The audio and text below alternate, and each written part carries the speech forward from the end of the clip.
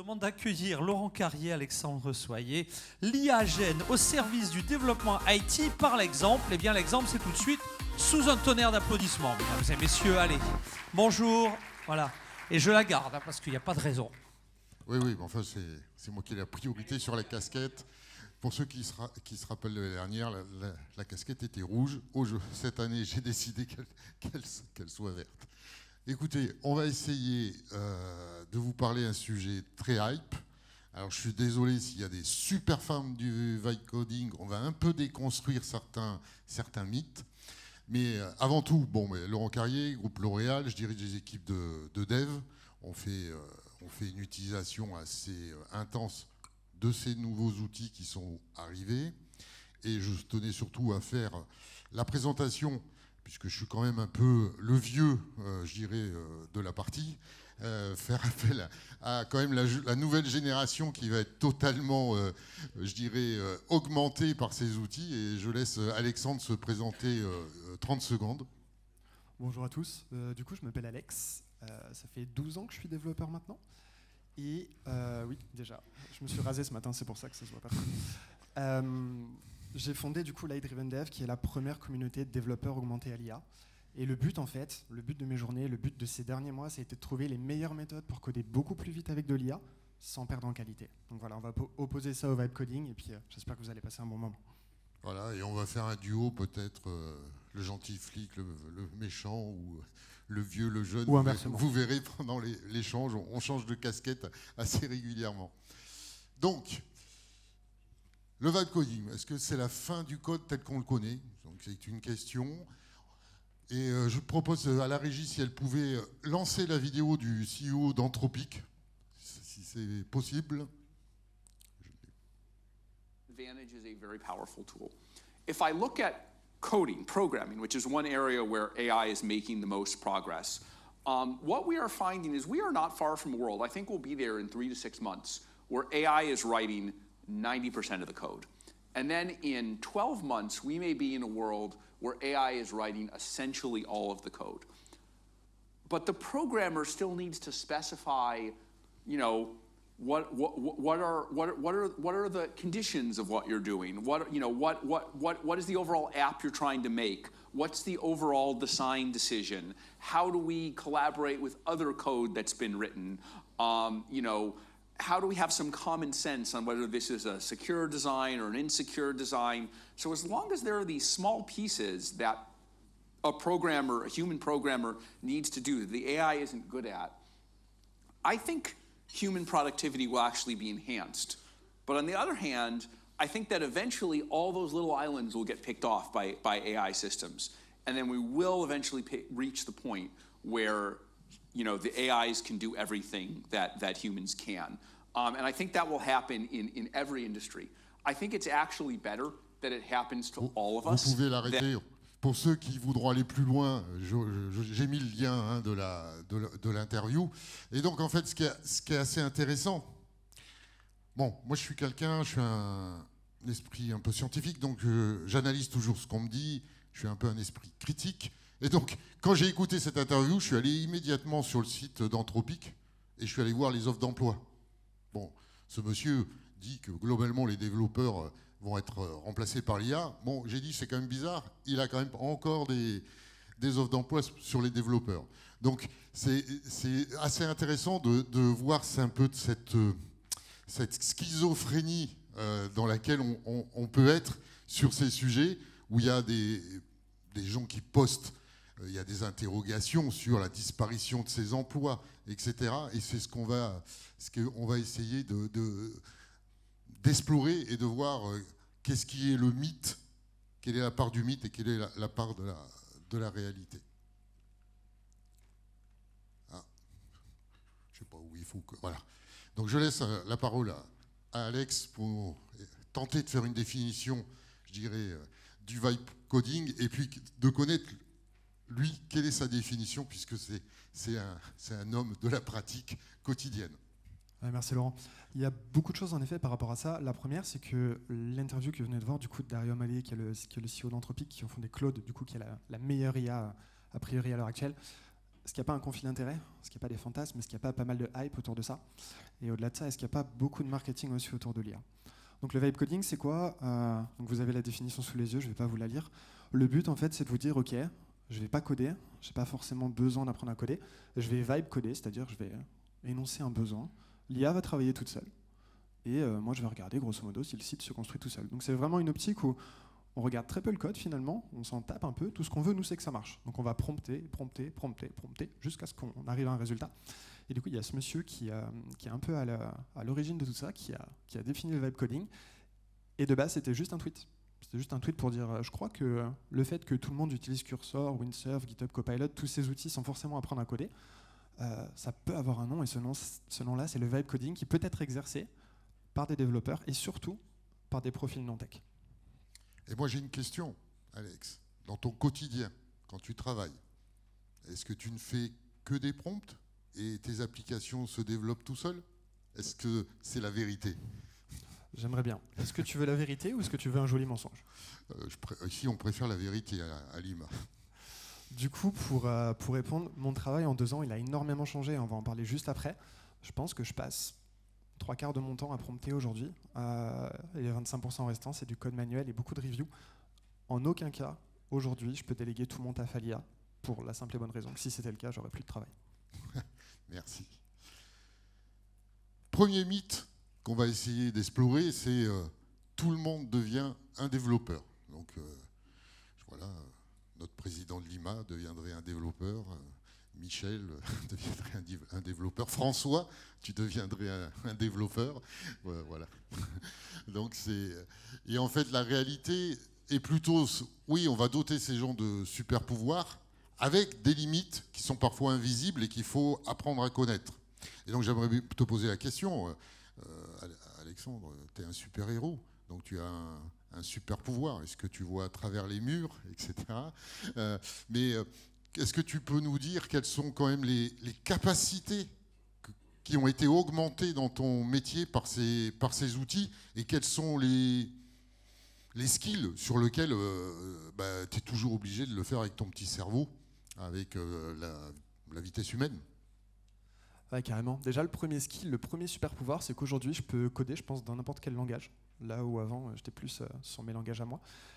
Ça ouvre des possibilités qu'on n'aurait jamais pu penser. Aujourd'hui, il n'y a plus de problème d'accès à la connaissance. N'importe qui ouvre ChatGPT peut avoir accès à la connaissance. Donc ça, c'est le premier point. Le second point, c'est qu'il y a des trucs que la machine fait encore mal. Il y a des choses pour lesquelles elle n'est pas douée, elle n'est pas bonne. Et peut-être qu'elle ne le sera pas maintenant, peut-être qu'elle ne le sera pas jamais. Qu'est-ce que je pourrais dire par rapport à ça? Il y a beaucoup de limites. Et je pense qu'on va longuement en parler dans les prochains mythes. Oui, c'est important. Donc, juste, je rebondis à la présentation de tout à l'heure, de la fantastique personne qui nous a montré les interrogations sur le monde du travail. Alors, il y a un truc qu'on voit pas mal sur LinkedIn, les développeurs vont disparaître. Bon, moi je vous dis, j'ai fait une analyse de toutes les stats officielles américaines, européennes, etc. C'est bullshit. Pour l'instant, l'IA n'a provoqué aucune destruction de job pour les développeurs. Par contre, on voit qu'il y a une modification, en tout cas de la pente de la courbe. Et en fait, essentiellement, il y a actuellement il y a un contexte, je dirais, économique qui fait un ralentissement des jobs pour le développeur. Je pense que toi, Alexandre, tous tes collègues développeurs, vous le constatez, il y a moins d'offres, moins de missions. Mais ça n'a rien à voir avec l'IA. Il y a surtout un effet post-Covid où on a énormément embauché et les GAFA américaines sont en train de débaucher. Il y a la dernière annonce de Microsoft, il y a 7000 personnes qui viennent d'être licenciées. Mais moi, j'ai discuté avec les équipes, ça n'a rien à voir avec l'IA. C'est des problèmes d'investissement, de rentabilité. Ils crament du fric, effectivement, dans l'IA, donc ils doivent assurer la rentabilité et ils se réorganisent. Mais ils étaient en train de virer des responsables de compte, ce n'est pas des développeurs. Donc ça, c'est un mythe qu'il faut pour l'instant se tenir éloigné. Il n'y a pas la preuve de destruction d'emplois au niveau des développeurs. Alors peut-être demain, mais en tout cas, aujourd'hui, on ne la voit pas. Donc, ce mythe, les devs sont remplaçables, c'est un mythe. Donc on aura toujours besoin d'eux. Par contre, la réalité, c'est le métier de dev change. Et j'ai essayé de synthétiser, ils deviennent plus des chefs d'orchestre. Voilà. Et donc je voulais avoir un peu ton ressenti sur cette affirmation, où vous devenez plus, je dirais quasiment des architectes solutions, plus que des développeurs. Quelle est la réalité de ton quotidien, Alexandre? Ouais, je pense qu'il y a pas mal de barrières à l'entrée qui ont été cassées. Aujourd'hui, comme n'importe qui peut générer du code, ça a dû élever le niveau de tout le monde. Et effectivement, je pense qu'on est un peu en train de devenir des architectes. Tous les développeurs aujourd'hui seniors sont des architectes. L'IA nous prend une partie de ce qui nous rendait unique, c'est-à-dire la technique. Aujourd'hui, comme n'importe qui peut coder, il faut quand même qu'il y ait des garants du code, il faut qu'il y ait des garants de la solution. Et ces nouveaux architectes, en fait, vont être garants de la review, vérifier que le code fonctionne bien, vérifier que l'implémentation de métier a bien été faite. Et elle est là, la réalité. Merci, Alexandre. Donc voilà, c'est le futur. Je ne sais pas si vous pourrez prendre ce slide pour votre prochaine intervention, mais les développeurs vont devenir des chefs d'orchestre, et je pense que ça, c'est souvent un métier qui va apparaître dans le monde de technique, c'est-à-dire des gens avec cette capacité d'orchestrer différents, même de travailler, je dirais, avec une équipe composée que d'IA et d'agents, et il y aurait un humain au milieu de tout ça qui va orchestrer, qui va challenger ce que vont répondre. Il va être entouré, je dirais, de stagiaires surdoués, mais ce ne sont que des stagiaires, donc il faut quand même vérifier ce qu'ils racontent à la fin. L'autre mythe, aucune limite technique. Donc en fait, il y a une réalité, moi, que je constate, c'est le piège de la dette technique invisible. Voilà, là, on parlait du big code avant, alors là, avec ces outils qui génèrent des centaines de milliers de codes. Il faut savoir chez Google, chiffre officiel, 30% du code de Google est fabriqué par ces outils, ce qui commence à être important. Et je voulais savoir, Alexandre, est-ce que toi, tu constates dans tes pratiques que des fois, l'IA peut faire des propositions, le code n'est pas si bon que ça, quel est, toi, ton quotidien, comment tu constates cette dette technique qui peut arriver et qu'il faut contrôler? Et ouais, il y a une grosse distinction qu'il faut faire, c'est qu'est-ce que ça veut dire finalement automatiser? Quand vous automatisez quelque chose, a priori, vous le déléguez. Ça veut dire que vous avez 100% confiance en ce en quoi vous le déléguez. Si du coup, vous faites 100% confiance à une IA pour vous générer votre code, pour vous générer votre site, ça veut dire qu'a priori, vous n'avez pas besoin de regarder, parce que vous faites confiance. Maintenant, est-ce qu'aujourd'hui, on peut faire confiance à une IA? Le problème, moi, technique aujourd'hui en tant que développeur, que je constate absolument tout le temps, même en configurant des agents qui vont coder pour moi, et même en configurant des agents qui vont être responsables de faire de la review, c'est que l'IA, finalement, elle va toujours au plus simple. Elle va toujours essayer de produire le code le plus simple qui répond le plus vite aux besoins. Le plus simple, ça ne veut pas dire le plus efficace, ça ne veut pas dire le plus pérenne, ça ne veut pas dire le plus performant. Ça veut dire que si vous ne faites pas gaffe, vous allez vous retrouver avec du code qui est fonctionnel, mais qui, sur le long terme, va vous poser un problème. Je vais juste vous dire un petit truc par rapport à ça.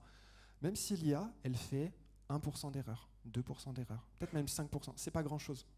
Mais en fait, sur chaque ligne de code, sur chaque feature, vous allez vous retrouver à scaler toute la complexité, et au final, vous vous retrouvez avec des logiciels qui sont complètement gérables. Et tout à fait, je peux aussi amener un complément. Au sein de mes équipes, on a implémenté des KPI, des sniffers de code, et on compare entre ce qui est fait par des humains, l'historique et maintenant, etc. Et on voit quand même une dégradation de la qualité du code. D'accord ? Et quand on fait passer les gates de, je dirais, de quality check, etc., l'IA est pas si performante que ça, et parfois moins bonne que ce que peut produire un développeur senior. Donc attention, il faut utiliser ces outils, mais il faut être capable de les surveiller, être capable d'analyser ce qu'ils produisent. Sinon, vous risquez de vous retrouver avec une dette technique énorme. Alors, le pire du pire, c'est vrai que ça facilite le shadow IT. Parce que vous avez le gars, je sais pas, du service marketing, qui se dit oh, les mecs de l'IT, putain, les mecs, à chaque fois que je les appelle, ils me disent non.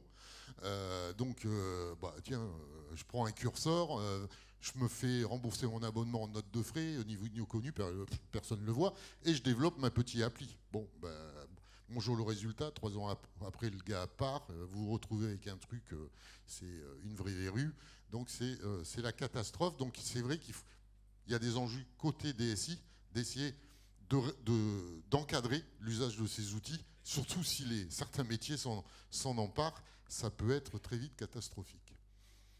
Il y a une analyse pour essayer d'étayer ça, donc c'est des KPI, c'est une source, c'est GitClear, et moi je l'ai constaté dans mes équipes. Bon, il y a 80% c'est des externes, hein, nos équipes de dev. Donc on regarde ce qu'ils font quand même, puisqu'on paye. Hein, voilà. Et j'ai fait le même constat. Hein. En fait, vous avez de plus en plus de code copié et de moins en moins de code déplacé. Et le code déplacé, c'est un bon KPI qui montre que votre équipe réfléchit sur le code, essaie de le corriger, fait du refactoring. Et ben ça chute. Ben, ils font comme nos enfants, l'être humain est fainéant, et ben voilà. Ils vont copier-coller, ils vont des fois refaire le prompt pour avoir le truc, alors qu'ils ont déjà fait le truc dans quelque part le code, et ils reproduisent X fois. Est-ce que toi, Alex, tu vois je dirais ce travers, est-ce qu'il te tente de temps en temps quand tu utilises des outils? Est-ce que tu as des phases de fainéantise où tu te dis ah, j'aimerais bien gagner du temps et bypasser un peu la qualité du code? Pareil, si on parle de manière purement honnête, ça peut m'arriver. Ouais. On va dire que c'est toujours plus excitant de coder 5 nouvelles features qui vont révolutionner l'application plutôt que de passer 4 heures en refactoring à essayer de faire des tests, à essayer de faire des trucs pour que ça fonctionne. Donc ouais, on est forcément tous tentés par rapport à ça. Et il n'y a pas que nous qui sommes tentés, c'est-à-dire que tout le métier, le product owner, product manager, etc., on a tous envie de livrer des features, c'est absolument normal. Il faut se retenir un peu parfois. Voilà. Donc attention, ça peut être donc un partenaire, mais qui peut être dangereux, un stagiaire surdoué qu'il faut vraiment encadrer et il ne faut pas se reposer que sur lui. Danger. L'autre mythe, voilà, il suffit de demander. Voilà, c'est un peu le mythe, j'irais, le plus fort du vibe coding. Hein. Je suis assis sur mon bureau, les pieds sur la table, j'utilise même pas le clavier, je fais en vocal, je décris mon besoin, je veux une application d'un site e-commerce qui me permet de vendre des produits cosmétiques, blablabla. Et puis j'attends, hein, l'horloge tourne, avec mes $20 d'abonnement à Cursor, plus que... C'est rentable, hein. Voilà, et je construis mon SaaS. En fait, c'est beaucoup plus compliqué que ça. Hein. Il y a tout un art du prompt, hein. C'est ce qui a été dit par l'interlocutrice de ce matin. Donc il y a un art du prompt et surtout du contexte. Hein. Ce qui est très important, la plupart de ces modèles sont très sensibles au contexte. Donc le contexte, c'est quoi, hein? C'est la capacité de voir le reste du code existant pour adapter sa réponse à ce contexte. Donc, Alex, je crois que tu développes un service SaaS actuellement. Est-ce que tu as réussi à faire juste avec le bon prompt ou le contexte sans toucher le clavier? En plus, je crois savoir que tu t'es cassé le bras et donc tu avais un challenge de continuer à développer avec un bras en moins. Est-ce que l'IA générative t'a permis de relever le défi? C'est vrai que j'avais oublié cette petite anecdote. Effectivement, je me suis cassé le poignet en fin d'année dernière et du coup, je pouvais littéralement plus taper sur mon clavier. Enfin, je pouvais, mais c'était pas très productif. Du coup, j'ai installé un petit logiciel pour coder avec de la voix et j'ai essayé de faire en sorte que mes prompts fonctionnent très bien pour pouvoir coder des logiciels. Le mythe, c'est que là, j'ai lancé mon ordinateur qui est en train de coder pendant que je suis en train de vous parler et que quand je vais revenir, mon logiciel il sera nickel. La réalité, c'est que ça marche un peu comme ça, mais pas vraiment. C'est-à-dire que vous lancez le truc, vous regardez, vous attendez, c'est en train d'apprendre, c'est en train de corriger, mais il y a toujours une facette humaine qui est là pour juste orienter sur le bon chemin, parce que si vous cadrez pas l'IA dans ce qu'elle doit aller, dans du contexte, comme disait Laurent, dans des règles, vraiment vous l'enfermez dans la direction qu'elle doit prendre, en fait petit à petit elle va prendre un chemin comme ça et vous allez vous retrouver je sais pas trop où. Et ça va vous coûter une blinde aussi. Exactement, et une expérience aussi qu'on a eue à L'Oréal où j'ai vu l'effet du contexte. On a récupéré une vieille application qui a été faite par des métiers en Shadow IT et on s'est dit, oh là là, bon, le truc il est pourri, il faut faire du refactoring, engineering pour être industriel. Bon, on charge tout ça. Donc on a demandé à des partenaires combien ça coûte. Quand on a vu le devis 180 jours, oula, pour une application comme ça, oh, on va essayer avec l'IA, ça va être facile. Et en fait, on s'est aperçu, comme le code initial était pourri, les réponses, elles s'appuyaient sur un contexte pourri. Il y avait des vulnérabilités, par exemple, de cyber, et elles les reproduisaient. Hein, puisque pour elles, c'était dans le contexte. Donc, faire très attention, c'est très sensible au contexte. Et alors, quelque chose que toi, peut-être, tu as pu voir parmi tes collègues et ton réseau de développeurs, moi, je l'ai constaté dans mes équipes, attention, les développeurs ne sont pas les meilleurs pour savoir faire de bons prompts. C'est pas parce que c'est des geeks qui sont bons pour faire des prompts. Donc il y a un point hyper important. Moi, je fais former toute équipe qui demande d'avoir ces outils. Il y a une formation obligatoire où on leur apprend, pour un développeur, quel type de prompt. Parce que ça, c'est pas les mêmes façons de faire les prompts et l'importance du contexte. C'est-à-dire quand tu demandes certaines choses, il te faut tel type de contexte. Quand tu demandes d'autres choses, tu n'as pas besoin de faire trop de contexte. Donc ça, c'est hyper important. Et je pense que toi, Alex, tu as appris sur le tas. Au début, tu devais faire des prompts plus ou moins bons et tu t'es amélioré. On apprend, ouais. On apprend surtout qu'il y a 2 ans, quand j'ai commencé, il n'y avait pas beaucoup de guides, il n'y avait pas toute cette hype autour de l'IA, donc c'était un peu plus difficile. Et effectivement, il y a 2 enjeux. Former vos équipes pour qu'ils puissent apprendre leur prompt. C'est comme un outil, en fait. N'importe quel outil, tu l'installes par défaut, il n'est pas configuré, il n'est pas terrible. Voilà, c'est exactement pareil avec l'IA. Donner du contexte, donner des règles, former les équipes pour qu'elles écrivent de bons prompts. Et en fait, le prompt, c'est 90% de la sortie de l'IA avec le contexte. Si vous ne maîtrisez pas le bon prompt et si vous laissez ça comme ça, vous ne pouvez pas avoir de bons résultats. En tout cas, pas aujourd'hui en 2025. Voilà, donc vraiment, formez vos équipes, c'est hyper important. Ne partez pas avec l'idée par défaut, l'IA, c'est de la tech, mes mecs sont des techs, ils sont bons, vérifiez, petite couche de formation, ça fait gagner en productivité. En tout cas, moi, je l'ai vu, la productivité et la qualité augmentent au moins de 30% quand on fait les formations, surtout quand vous avez beaucoup d'externes comme nous, donc ça permet aussi de les reformater au contexte L'Oréal, nos exigences de cyber, etc. Donc, ce qu'on constate, il y a quelques années, on disait que le logiciel mangeait le monde, et c'est vrai, l'AI est en train de manger le software. D'ailleurs, je pense que c'est un enjeu, on a des éditeurs de solutions SaaS, etc. Maintenant, si une solution SaaS n'a pas une feature IA, elle est un peu considérée comme has-been, donc c'est vraiment un phénomène. Et donc forcément, le développeur, l'ingénieur qui fait du software, l'architecte solution, il faut absolument qu'il maîtrise ces sujets, c'est indispensable. On ne pourra plus faire sans, avec quand même la nécessité d'avoir un esprit critique. Même nous, à L'Oréal, on se pose la question des fois, est-ce que ça vaut le coup de remplacer des gens pour faire certaines tâches par des humains, parce que des fois, faites le calcul, c'est pas si évident que ça. Donc il faut éviter de tomber dans le travers et la facilité. Ça peut quand même être compliqué, surtout qu'actuellement, on ne sait pas in fine quel va être le prix du marché. Actuellement, on bénéficie, je dirais, d'un service subventionné, OpenAI ou autre, perdre de l'argent tous les jours. Donc là, c'est $200. Peut-être demain, ça sera $2000.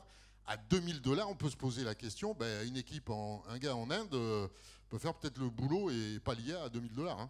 Voilà. Donc, il faut toujours avoir ce réflexe. Et actuellement, on ne paye pas le vrai prix. Alors, encore moins si on tenait compte de ce qu'on appelle l'externalité des coûts. Si on tenait compte de CO2, etc., on ne paye pas du tout le vrai prix.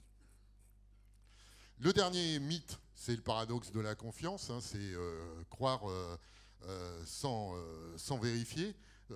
Donc tous les aspects de cyber et de sécurité sont très importants.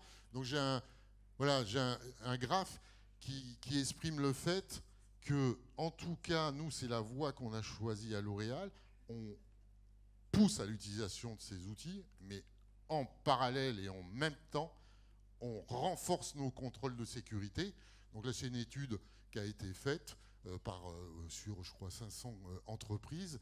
Et la plupart essayent de mettre en place un certain nombre de contrôles supplémentaires. Mais vous avez quand même, là-bas, aucun changement.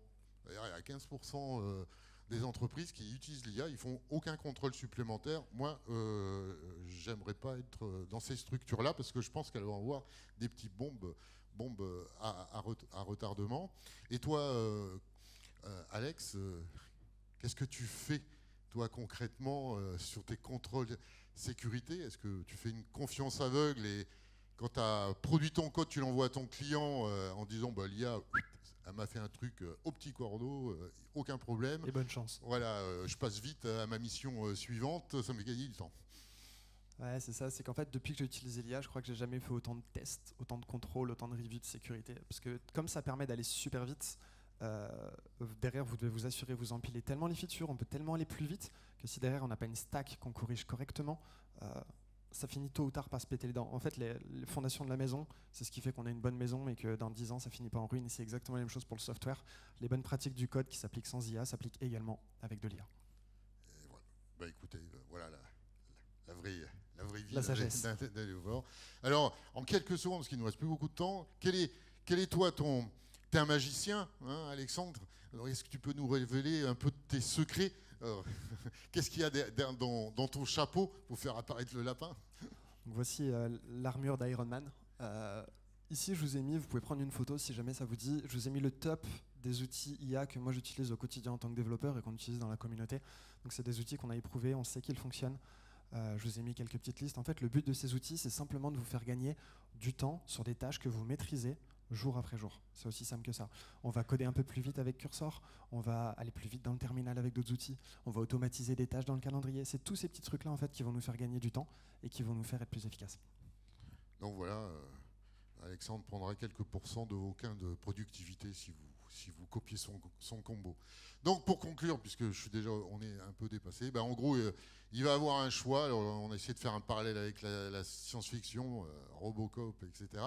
Le choix, le développeur, soit il va choisir d'être totalement une IA, corps mécanique, cerveau, silicone, ou plutôt d'être un cyborg, effectivement, un exosquelette qui va augmenter ses capacités, mais avec un petit cerveau humain pour contrôler tout ça. Moi, pour l'instant, mon choix est de rester un cyborg, et dans mes équipes, j'essaie d'avoir une équipe de cyborg plutôt qu'une équipe de Robocop, surtout quand on voit les films, vaut mieux pas, ça va être difficile à gérer une équipe de Robocop.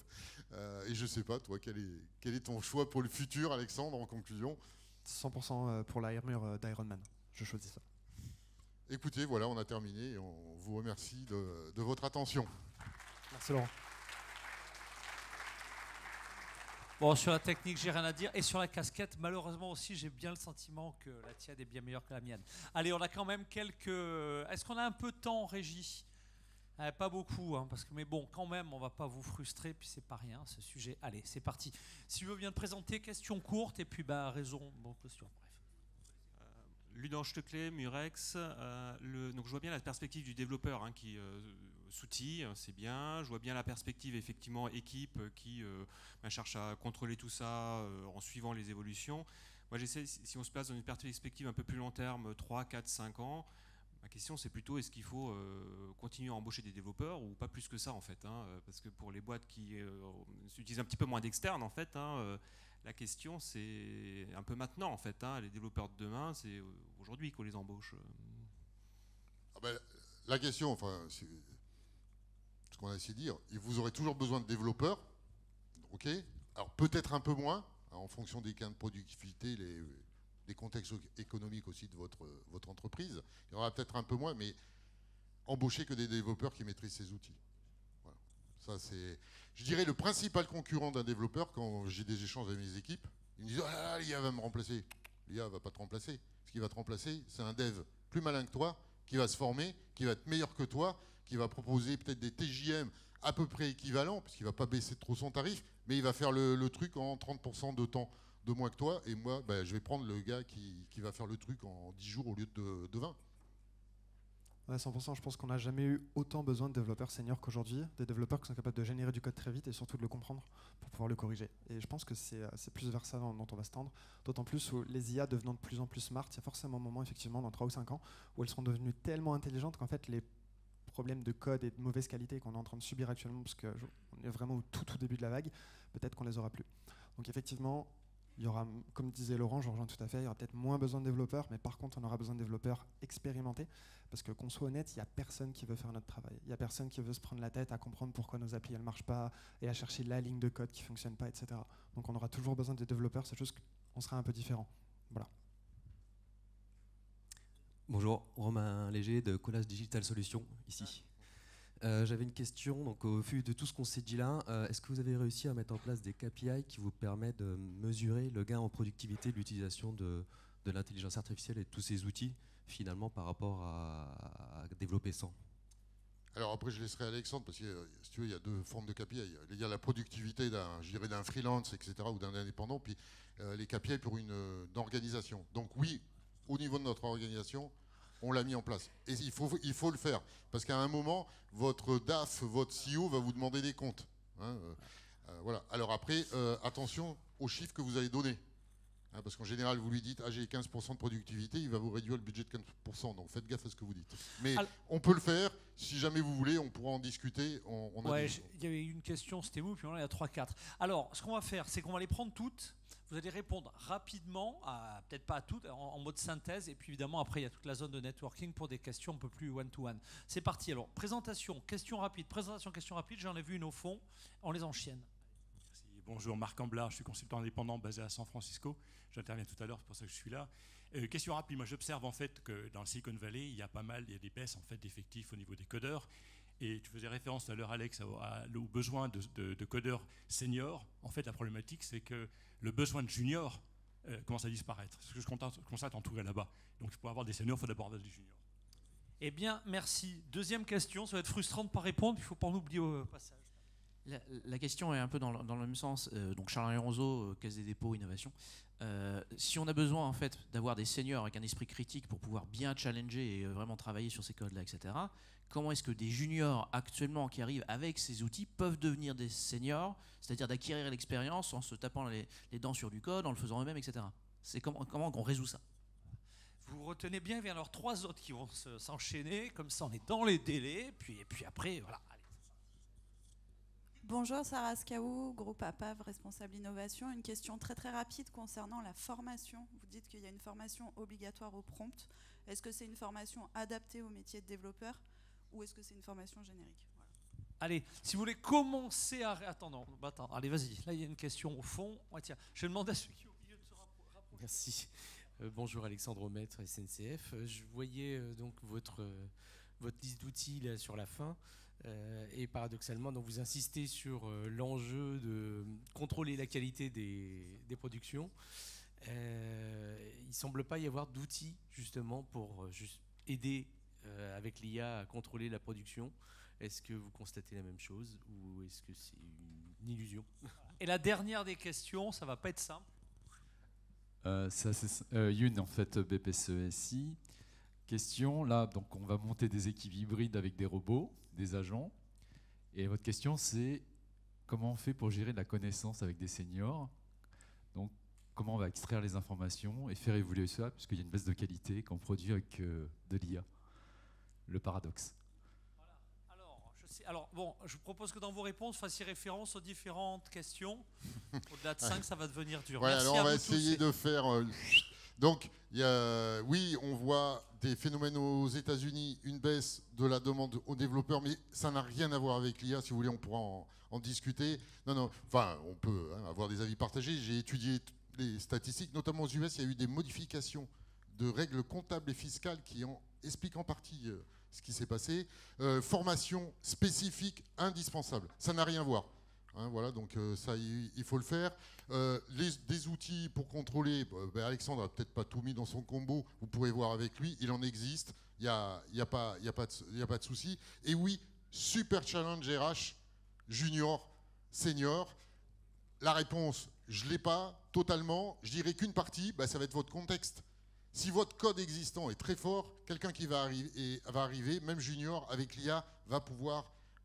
en faisant les bons prompts, avec le bon contexte, va pouvoir capter la connaissance de vos équipes d'avant. Vous voyez ce que je veux dire? Mais c'est un vrai challenge. Comment on va tuer tous les stagiaires.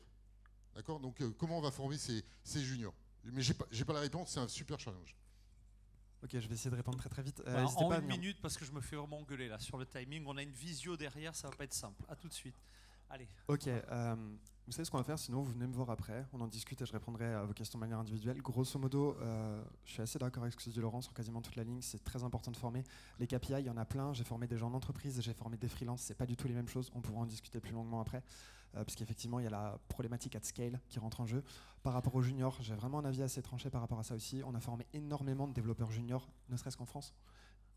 Vraiment que j'accélère, c'est ça? Non, il faut finir. Voilà, il faut venez me voir après. Voilà, allez, les connexions. Merci pour vos applaudissements. Pardon, c'est pas simple aussi pour à la fois garder le temps.